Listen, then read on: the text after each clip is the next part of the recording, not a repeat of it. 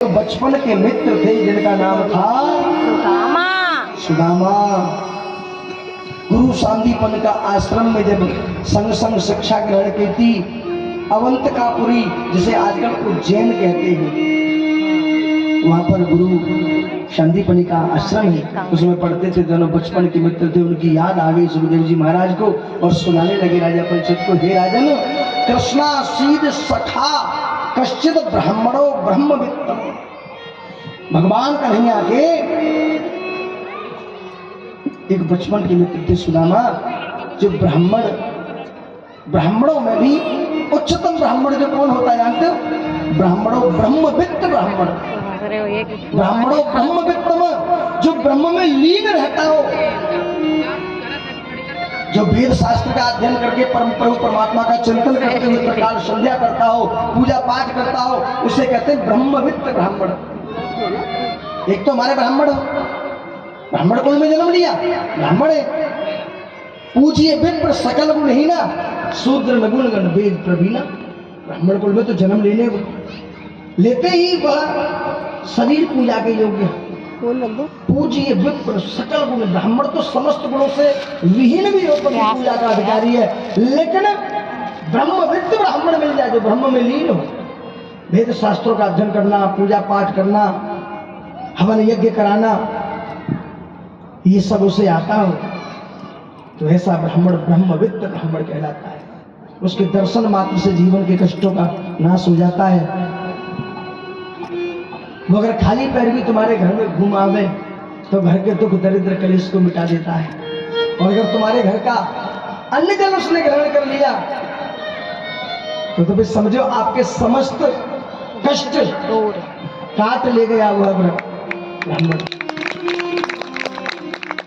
इसलिए जिन जिन परिवारों ने इस कथा में 1 रुपए से लेकर के किसी भी प्रकार का कोई भी दान दिया है, उन सब का, और जिन्होंने खान पान खिलाया है, जिन्होंने अपनी ओर से सेवा, चाय दूध जिस प्रकार की जिस पर बनी है, सब ने की है। बहुत बढ़िया, आपकी उस सेवा में कोई कमी नहीं रही है। यही आशीष हम सबके मुखारबंद से निकले हैं। भैया आप सब सुखी रहो, फलो फूलो, तुम्हारे घर में बेटा बेटी नाती नातिन का आवागमन होता रहे, नौकरी चाकरी लगे, धंधे रोजगार बिजनेस तुम्हारे अच्छे चले, तुम्हारी मनोकामना पूर्ण हो। एक ब्रह्मवित्त ब्राह्मण ऐसा होता है, वो दूसरों के लिए ही पूजा पाठ करता, अपने लिए नहीं करता। हम 7-8 दिन तक जितना हवन यज्ञ पूजा पाठ जप तप यहाँ करते हैं बैठकर इस अनुष्ठानों में, हमसे पता है कौन ले जाता है। हम देते किसी को नहीं है, हमसे लोग छीड़ ले जाते हैं, ले जाते हैं अपने आप। जो अनन्य भाव से सेवा करते हैं ना, अनन्य भाव से अपना भाव दिखाते हैं हमारे सामने, खिलाने का, पिलाने का, रखने का, महाराज जी मेरी ओर से ये ऐसे, जैसा जिसका भाव होता है उतना ही उस पर चला जाता है, हमारे उसमें से कट के देते हम किसी को नहीं। तुम जैसे श्रद्धालु भक्त ले जाते हैं, तुम में से जिसने जिस किसी प्रकार का दान दिया है या दे रहे हो या दोगे, जैसी जाकी भावना बकु बेसो ही फल दे, भगवान उसको वैसा ही फल दे देते हैं।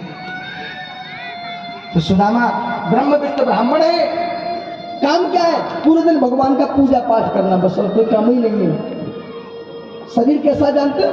एकदम दुबला पतला, एक हड्डी साफ करते, एक धोती में से 2 टुकड़े करते हैं, एक को कांच लेते हैं और एक को कंधे पर डाल के रखते हैं। जनेऊ पड़ा हुआ है, बाकी पूरा शरीर नंगा है। सर पर केवल शिखा रखी हुई है, एक लठिया में उधली सी रस्सी में टूटी सी लुटिया बंधी हुई है पानी पीने के लिए। रहते हैं जिस स्थान पर एक झोपड़ी है, उस पर भी ऊपर फूस नहीं है, धूप जाड़ा गर्मी बरसात सीधा नीचे आता है। धर्म पत्नी का नाम है सुशीला, बड़े भाव से रहते हैं, भगवान का भजन करते हैं, है? कष्टों को उठा रहे हैं, भोग रहे हैं। जो कोई भी भजन कीर्तन में पूजा पाठ में तुम जैसा श्रद्धालु भक्त खान पान के लिए जो कुछ भी दे जाता है उसे ही खा करके जीवन जीते हैं। और जिस दिन कोई कुछ नहीं देने आता, उसके अगले दिन किसान के उन खेतों में जाते हैं जिनमें फसल कट गई हो, दाना बिन चुका हो, फिर भी कुछ दाने पड़े रह गए हो, उनको एक एक करके उठा के लाते हैं। 100 ग्राम, 150 ग्राम, 200 ग्राम जो उठे हमें दोपहर तक उठाते हैं, दोपहर को लेके आते हैं। सुशीला उनको धो करके सिलबटना से पीस करके नमक डाल करके 2 टिक्कर बनाती हैं, 1 टिक्कर खुद खाते हैं और 1 अपनी पत्नी को खिलाते हैं। क्योंकि कृष्णासीद सखा कश्चित ब्राह्मणो ब्रह्मवित्तम। और कैसे हैं? विरक्त इंद्रियार्थेषु, इंद्रियों के समस्त अर्थों से बिल्कुल विरक्तता है, किसी में आसक्ति नहीं है। विरक्त इंद्रियार्थेषु प्रशांतात्मा जितेंद्रिय, ये उनकी डिग्री है। कुछ नहीं है फिर भी हमेशा प्रसन्न रहते हैं। और हम तुम हजारों लाखों करोड़ों की संपत्ति को पाकर के भी दुखी हैं। और हो जाए और एक और फ्लैट खरीदी जाए और एक और मकान बन जाए और एक और प्लॉट खरीदी जाए, एक और गाड़ी आ जाए, इसी के चक्कर में दिन रात लगे पड़े। सुदामा को देख लो, कुछ भी नहीं है फिर भी प्रशांत आत्मा। आप पर रहने को छत तब भी है, उनके तो सर पर छत भी नहीं है। आत्मा में प्रसन्न रहते हैं और अपनी प्रत्येक इंद्री को भगवान के चरणों में लगा दिया। आंखों से कह दिया देखोगे तो केवल भगवान को, बाकी कुछ भी देखने नहीं दूंगा। कानों से कह दिया सुनोगे तो केवल प्रभु नाम सुनोगे, दूसरी कोई चीज सुनने नहीं दूंगा। हाथों से कह दिया केवल प्रभु का काम करोगे, प्रभु के नाम की माला जपोगे और कोई काम करने नहीं दूंगा। पैरों से कह दिया केवल चलकर यात्रा करोगे तो केवल धामों की यात्रा करोगे, भगवान के मंदिर तक जाओगे, बाकी कहीं जाने नहीं दूंगा। ऐसे इंद्रियों से अपने बिल्कुल भगवान के चरणों में लगा करके रखा है। ऐसे ही सुना कष्ट भोग रहे हैं। एक दिन भगवान कन्हैया ने सोचा भी ऐसे तो आएगा नहीं मेरे पास। साधु का वेश बना करके गए, सुदामा की कुटिया के पास जाकर के भिक्षा मांगने लगे। मैया भिक्षाम दे ही। सुशीला चक्कर में पड़ गई, हम जैसे भिखारी हो गया, कौन भीख मांगने आ गया। लेकिन अगले ही पल सोचने लगी शायद कोई नया भिखारी होगा, उसे नहीं पता होगा कि हम इतने गरीब हैं, ला जाकर के बता दूं कि बाबा हमारे पास कुछ नहीं है देने को। सुशीला ने बाहर जाकर के कहा बाबा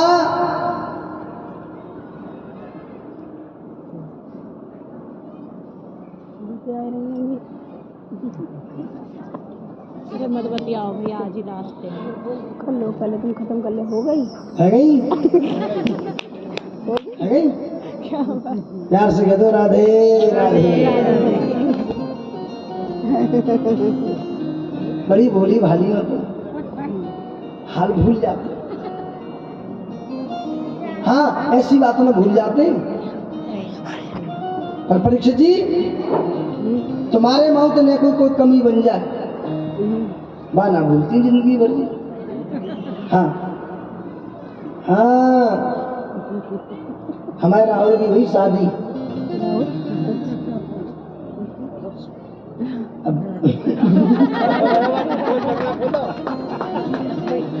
तो सब बता दूं कि रंजू बता दूं।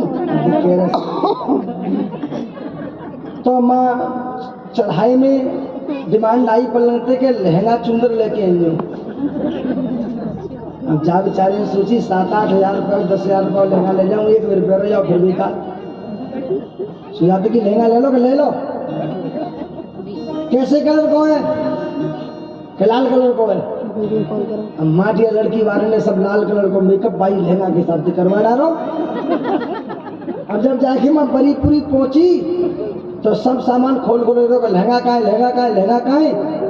कह रहे मैं इधर भूल आए घर। अब क्या कहते हैं दोबारा फिर बेचारी पर ब्यूटी पार्लर में सब बिगाड़ बुगड़ के एक बार मतलब साड़ी निकाल के मेहरून कलर की साड़ी पहनाई और बाई को मेकअप करो। अब ये घटना कितनी बड़ी है ये तुम क्या समझ रहे हो। आज तो बेचारे की शादी है गई 5-6 साल। न करो गुरु जी जब न कोई बात है जाए लहंगा बहुत जोर को ले गए तुम मेरे ना लहंगा तो कहते रहे कि हाँ ला रहा हूँ। ऐसी बात ना भूलती जी भैया। प्यार से कहते राधे राधे। मेरी बात है प्यार से कहते राधे राधे। तो महाराज वैसे हाल बात में भूल जाऊंगी और इनके ब्याह शादी में को कमी है जाए मैं वहाँ चीज बत्त कपड़ा लत्ता में भाना भूलती जी। 10 साल है जाए ब्याह, 15 साल है जाए, 20 साल है जाए, मौके पर फटाक सना कहते हिंदे को ज्यादा बत बोलियो तो है मौत में। तो देवी मैया भूलो मत, आज आज की बात हो रहा है, ध्यान से कथा सुन लीजिए। जाकर के भिक्षा मांगी, निकल करके आई। सुशीला बोली बाबा हम आपको भिक्षा नहीं दे सकते। बोले क्यों नहीं दे सकते? टेढ़ी टांग वाला आया ना, राज खोल के जाएगा आज, बस ऐसे ही समझ लो नहीं दे सकते। बोले क्या घर में सूतक लग गए? अब बेचारी क्या कहती, कुछ है ही नहीं। बोले बाबा हाँ ऐसे ही समझ लो सूतक लग गए। अच्छा तो बताओ वृद्धि सूतक लगे या मृत्यु सूतक लगे? अब देखो जाति सूतक जब लगता है कोई मृत्यु हो जाए घर में, और वृद्धि सूतक जब लगता है जब घर में कोई गोपाल आ जाए। अब बेचारी पे मारने के लिए को वही तो पति पत्नी है। बोले बाबा ऐसा समझ लो वृद्धि सूतक लगे, तुम जाओ हमारे पास कुछ है नहीं। अच्छा वृद्धि सूतक लगे, ओहो घर में बेटा बेटी है, तो उसका नाम क्या है, नाम बताओ। अब सुशीला बोली लेवे देवे के ताए का छुटना जी बाबा, और खाम झूठ साच बोलवा रहे। बोले बाबा तुम जाओ, तुम जाते बस कैसे? बोले ना जब तक नाम ना बताऊंगी तब तक ना जाऊंगी। सुशीला को झुंझलाहट आगे झुंझला के बोली उसका नाम है गरीब दास, दरिद्र देव, निर्धन दास। बताओ क्या करोगे? अब तो चले जाओ। आंखों में आंसू बदलाई, कुछ नहीं है हमारे घर में। क्या तुम तो वही हो ना, सुदामा की पत्नी सुशीला? जय हो बेटा। एकदम से सुशीला चक्कर में पड़ गई। बोली ये बाबा तो हमारा कुल खानदान भी जानता है। हाँ हूं तो तुम्हारे पति तो वही है ना, भगवान कन्हैया के मित्र। मैं नहीं मान सकता तुम्हारी इस बात को कि जो कन्हैया का मित्र हो उसके घर में गरीब दास, निर्धन देव, दरिद्र दास पैदा हो जाए। मैं ये नहीं मान सकता कि भगवान कन्हैया की भक्ति करेगा उसके घर में गरीबी, दरिद्रता, निर्धनता नहीं रह सकती। और इतना कहते हुए नारायण नारायण करते हुए भगवान कन्हैया कुछ दूर जाकर के अंतर ध्यान हो गए।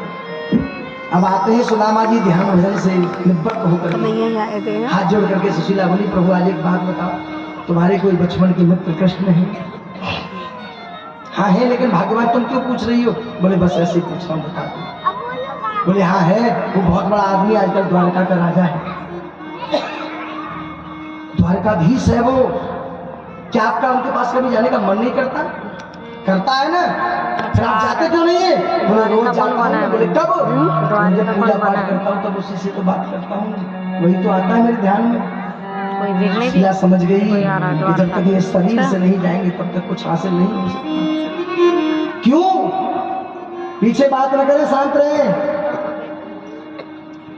ध्यान रखना, आप जितना भी पूजा पाठ करती हो, मैंने तुम्हें एक दिन बताया था कथा में ही, तुम्हारे द्वारा किए गए पूजा पाठ का तुमको कुछ नहीं मिलता।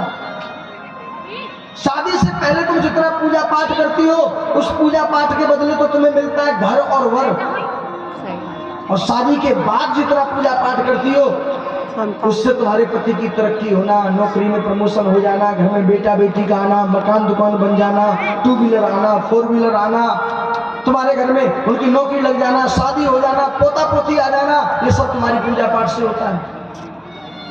लेकिन तुम्हें तुम्हारी पूजा का नहीं मिलता, तुम्हारे पूरे परिवार को, पति को मिलता। तुम्हें क्या मिलता है ये समझ लीजिए, खुशी मिलती है ना। तो तुम्हारे पति इन शरीर से कष्ट करके कोई धर्म का काम करें। हेलो, दिमाग खराब है दिनेश?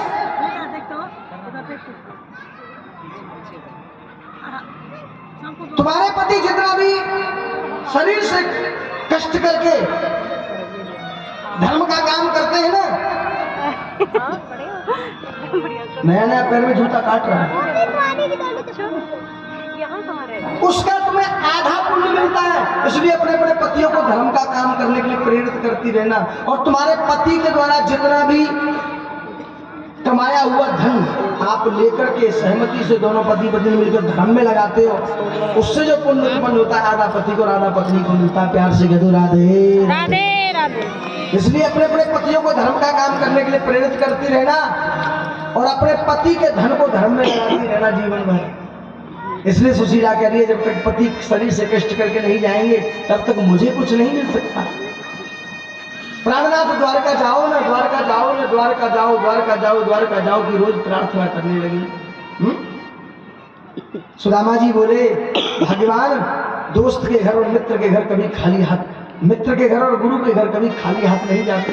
चलो क्या लेके जाऊं खुद के खाने के लिए तो चावल चावल बोली वो परवल, मैं चावल लेते हैं, परवल। दौड़ी दौड़ी गई 5 घर चावल से लेते हैं। चावल हाँ, क्यों चावल लेके जाते हैं। एक घर से ही एक अंजलि चावल मांग क्या बोल सकती रहे थी। हैं? 5 घर से ही क्यों मांगे? और लाकर के उनको एक बरस्त के फटे हुए कपड़े में सिल करके सुई से 3-4 जगह फट रहा था, उसमें उनको बांध दिया। आपको पता है? सुशीला जानती है कि जब मेरे पति द्वारका पहुंचेंगे और द्वारकाधीश जब पूछेंगे भैया तुम कैसे हो, तो मेरे पति यही कहेंगे कि भगवान की बनाई हुई सृष्टि में सबसे सुखी अगर कोई आदमी है तो वो मैं हूँ। कुछ नहीं बताएंगे अपना हाल, इसलिए अपना हाल बयां कर रही है। एक साइलेंट मैसेज भेज रही है, छुपा हुआ संदेश भेज रही है कि कन्हैया ये कुछ बताए या न बताए, लेकिन तुम समझ लेना कि एक मुट्ठी अन्न घर में अपना खाने का नहीं है, ये भी 5 जगह से मांगे का है। क्योंकि चावल हर घर के अलग अलग होते हैं, किसी के पीले, किसी के सफेद, किसी के टूटे, किसी के साबुत, किसी के लंबे। पहचान बना करके रख रही है उसमें। और एक ब्रस्ट के कपड़े को 3-4 जगह से सिल करके इसलिए रखा कि एक ब्रस्ट कपड़ा घर में पहनने को साबुत नहीं है कन्हैया। ये कुछ न कहे तू समझ लेना। सुदामा जी स्नान ध्यान करके निवृत्त हुए। बोले ठीक है भगवान तू ज्यादा कहती है तो मैं जाता हूँ, कुछ कहना है कन्हैया से? बोले हाँ कह देना। क्या? एक माह द्वैपाख में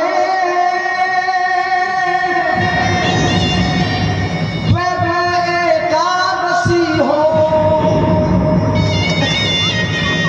ऐसी करी दीनानाथ ने मेरी रोज एकादशी हो। इतना कह देना एक माह द्वैपाख में द्वै एकादशी होए, ऐसी करी दीनानाथ ने मेरी तो रोज एकादशी हो। इतना ही अन्न मिल पाता है जितना एकादशी के बाद मिलता है। सुदामा जी आज चल दिए, हाथ में बगल में दबा करके उस पोटली को लठ का सहारा लेकर के आ रहे सुदामा जी की बड़ी सुंदर झांकी।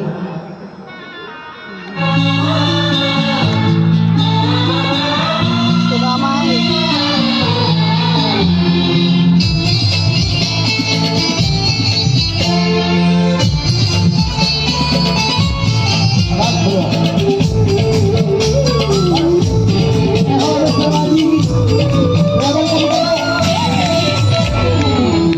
हर भटक रहा हूँ, तेरे रोज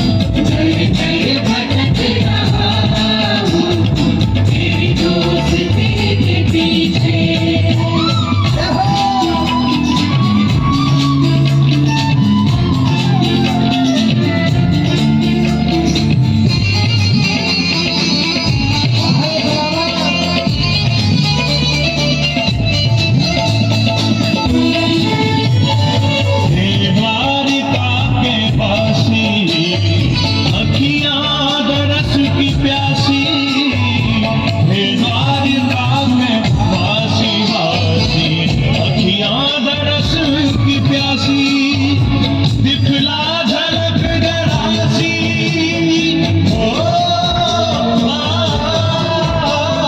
दिखला झलक जरासी हर मेरी दोस्ती के पीछे घर घर भटक रहा मेरी दोस्ती के पीछे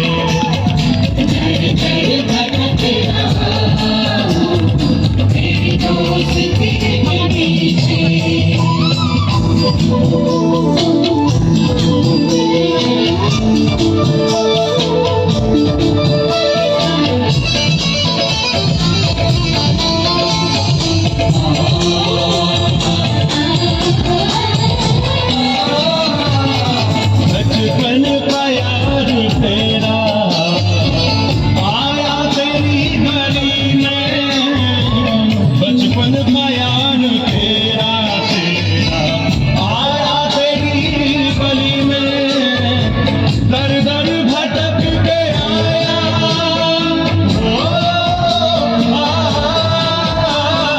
दर दर भटक के आया तेरी दोस्ती के पीछे दर दर भटक रहा हूँ तेरी दोस्ती के पीछे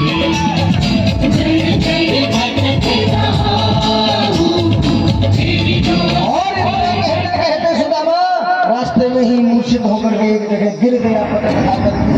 और जैसे ही गिरा भगवान कन्हैया ने तुरंत अपनी योग माया को आदेश दिया, बोले जाओ मेरा मित्र रास्ते में भटक गया है, गिर गया है, थक गया है, ला करके उसे द्वारका में रख दो। योग माया ने तुरंत मूर्छित पड़े सुदामा को ला करके उठाकर द्वारका में रख दिया। और जैसे ही द्वारका में मूर्छा टूटी सुदामा की तो चारों ओर जयकार लग रही है, जय श्री कृष्ण, जय श्री कृष्ण, श्री कृष्ण जय श्री कृष्ण। सुदामा उठा भौचक्का होकर के देखने लगा, क्या मेरी कन्हैया का नाम, और पूछने लगा उन द्वारपालों से और कहने लगा, विनती कर रहा है, प्रार्थना कर रहा है और द्वारपालों से कह रहा है,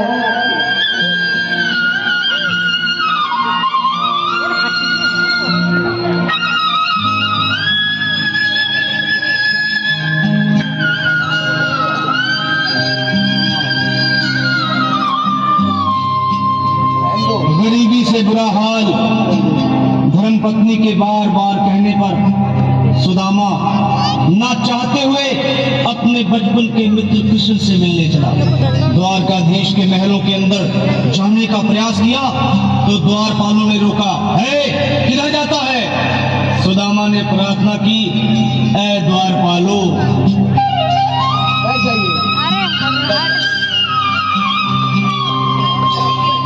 देखो देखो ये गरीबी का हाल, कृष्ण के दर पे विश्वास लेके आया हूँ, मेरे बचपन का यार है मेरा श्याम, यही सोच कर मैं आस करके आया हूँ।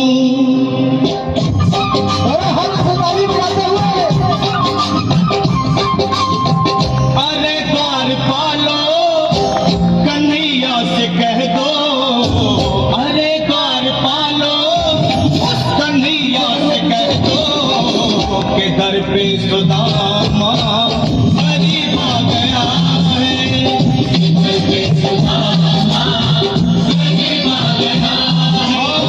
भटकते भटकते न जाने कहाँ से, भटकते भटकते न जाने कहाँ से तुम्हारे महल के करीब आ गया है, तुम्हारे महल के करीब आ गया है। अरे द्वारपालो कन्हैया से कह दो कि दर पे सुदामा गरीब आ गया है, दर पे सुदामा गरीब आ गया है।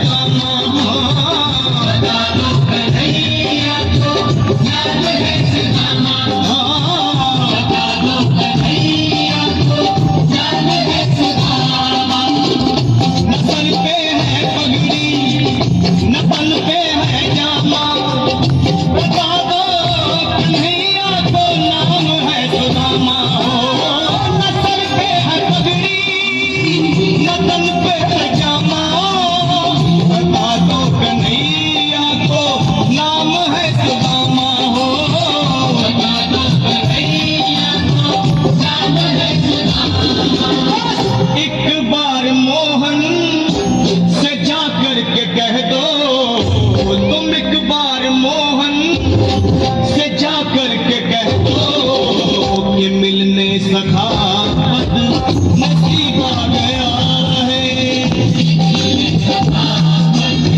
नसीब आ गया अरे बार पालो कन्हैया से कह दो कि घर में सुदामा गरीब आ गया है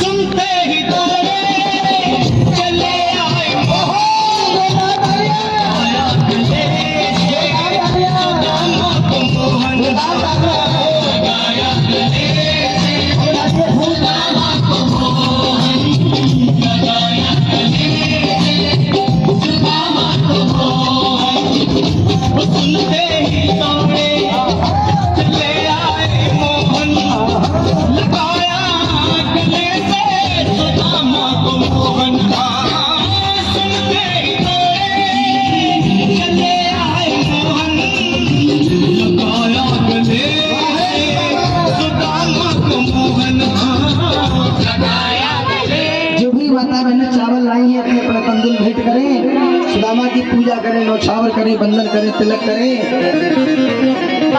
चावल अपने अपने लाई हो, चावल अपने अपने चावल भेंट करो और सुदामा का पूजन करो, तिलक करो, बंधन करो, आशीर्वाद चरण छू करके सुदामा से लीजिए सभी और बड़े भाव से